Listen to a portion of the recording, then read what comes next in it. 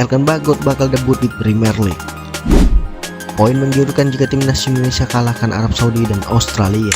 Pemilik 19 cap di Eredivisie ini bertemu dengan staf ahli Kemenpora, calon pemain naturalisasi timnas terbaru.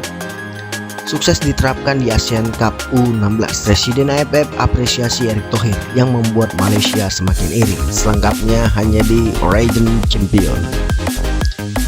Sebelum kita lanjut ke beritanya, ada baiknya teman-teman untuk memberikan like-nya ke video ini, karena like itu gratis. Terima kasih.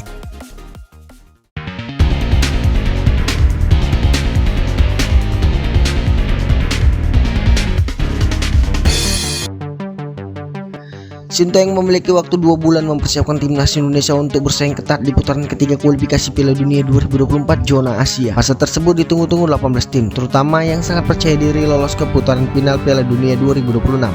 Pasalnya FIFA mengalokasikan 6 tiket lolos bagi juara dan runner-up ketiga grup. Sejumlah tim unggulan utama seperti Jepang, Iran, Korea Selatan, dan Australia sudah tak sabar segera melakoni putaran ketiga itu. Timnas Indonesia berada di grup C bersama Jepang, Australia, Arab Saudi, Bahrain, dan juga Cina. 3 tim pertama yang disebut adalah langganan Piala Dunia sekaligus raksasa zona Asia. Jadi skuad Garuda benar-benar berada di grup neraka.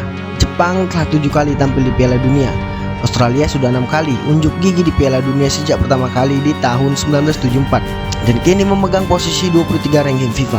Arab Saudi juga sudah 6 kali tampil di Piala Dunia sejak 1994 dan kini berada di posisi 56 ranking FIFA. Prestasi ketiga tim besar itu bagai langit dan bumi dengan timnas Indonesia.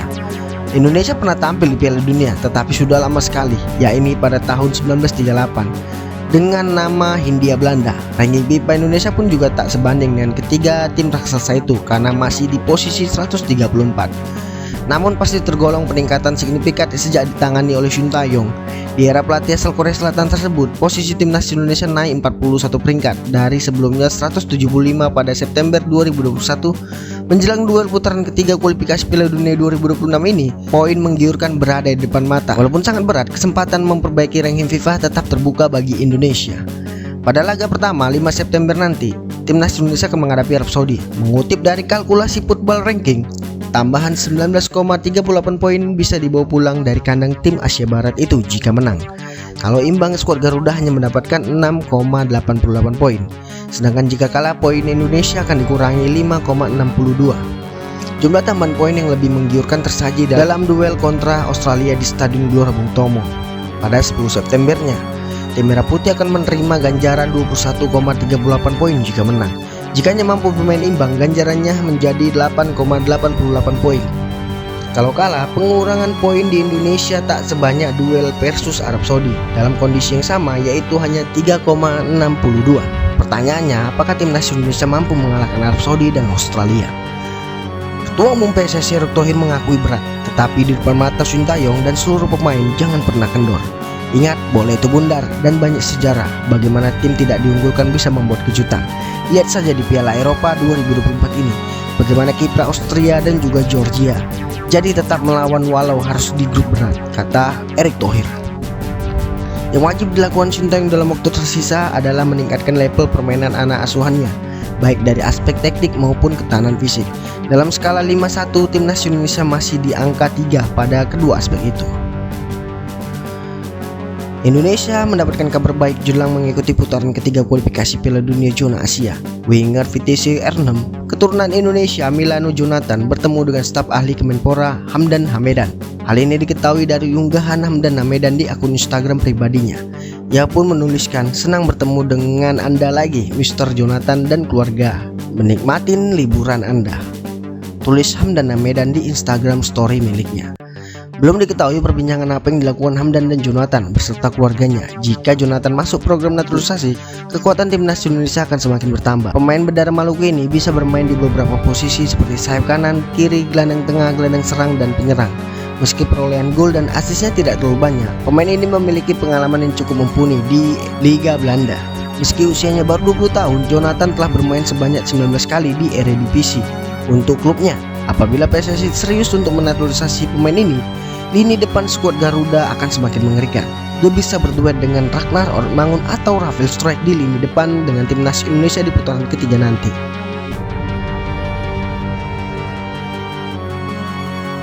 Asian Cup U16 Indonesia 2024 kini resmi berakhir.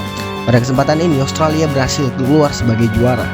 Australia berhak mengangkat piala setelah mengalahkan Thailand melalui adu penalti pada babak final. Duel antara Australia dan Thailand berakhir dengan skor 7-8. Di sisi lain, timnas Indonesia mengakhiri perjuangannya di peringkat ketiga. Tim asuhan Noparianto ini gagal ke final karena dikalahkan Australia di babak semifinal dengan skor 3-5. Sementara itu, keberhasilan gelaran Asian Cup U16 2024 tak terlepas dari penerapan VAR. Hal ini juga diakui oleh Kip Shemet. Kip menilai VAR sangat membantu wasit dalam mengambil keputusan yang tepat.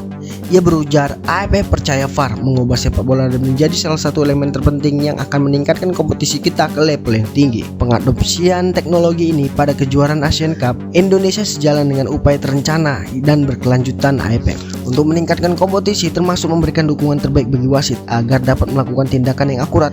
Untuk meningkatkan kompetisi, termasuk memberikan dukungan terbaik bagi wasit agar dapat melakukan tindakan akurat, konsisten, dan transformasi, kata Kip. Salah satu apresiasi darinya ditunjukkan kepada Ketua Umum PSSI Erick Thohir.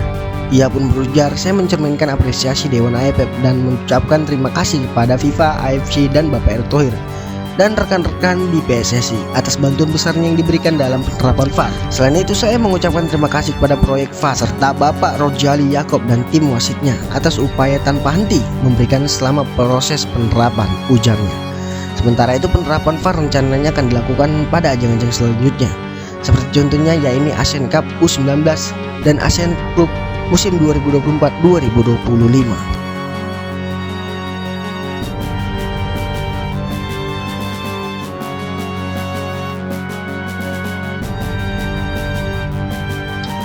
Seperti yang diketahui, Everton dipastikan promosi ke Premier League musim 2024-2025.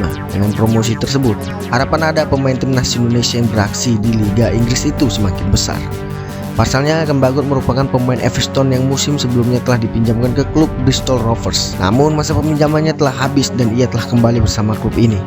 Untuk itu, tak sedikit yang berharap pemain berusia 21 tahun tersebut bisa bermain dengan Everton di Premier League nantinya. Harapan ini tinggi karena Elkan Bagot sempat mendapatkan kepercayaan dari pelatih Everton tampil di Piala Liga. Walaupun musim lalu ia dipinjamkan ke Bristol Rovers pada musim dingin, selama bersama klub itu pemain timnas Indonesia ini tercatat tampil sebanyak 14 laga.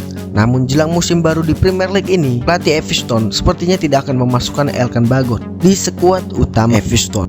Walaupun dalam pernyataan terbarunya ia mengakui bahwa pihaknya belum memutuskan apapun. Pasalnya ia ingin mengadakan pertemuan terlebih dahulu dengan para pemain termaksud Elkan Bagot. Ia mengaku akan berbicara dengan Elkan Bagot awal pekan nanti. Hal ini dikarenakan ia ingin mendengarkan langsung pendapat Elkan Bagot dengan nasibnya di kedepannya. Ia pun berujar, kami sedang melakukan diskusi. Saya harus berbicara dengan Elkan awal minggu depan. Jadi saya tidak akan berbicara terlalu banyak karena saya ingin berbicara dengan para pemain terlebih dahulu. Lebih lanjut, pelatih Everton ini mengaku sebenarnya ia suka dengan gaya permainan Elkan Bagot. Namun sebagai pemain muda ia ingin Bagot bisa lebih banyak mendapatkan pengalaman. Untuk itu ia mengakui ingin tetap meminjamkan Elkan ke klub lain. Ia mengaku lebih ingin melihat pemain timnas Indonesia ini lebih banyak mendapatkan menit bermain. Ia pun berujar, kami menyukai Elkan. Kami pikir dia memiliki atribut yang sangat bagus. Tetapi bagi seorang bek muda sangat penting untuk mendapatkan kesempatan menit bermain, kata McKenna. Hal ini karena ia mengaku bahwa pada putaran kedua sebelumnya Elkan Bagot tak mendapatkan menit bermain. Oleh karena itu ia ingin pemain kelahiran 23 Oktober 2002 ini nantinya bisa menambah pengalamannya dan mengembangkan kualitasnya. Dengan pernyataan ini sepertinya harapan Elkan Bagot debut di Premier League sangat sulit. Pemain timnas Indonesia ini sepertinya bakal kembali dipinjamkan ke klub lain. Pasalnya sang pelatih ingin Elkan Bagot bisa meningkatkan kualitasnya kembali.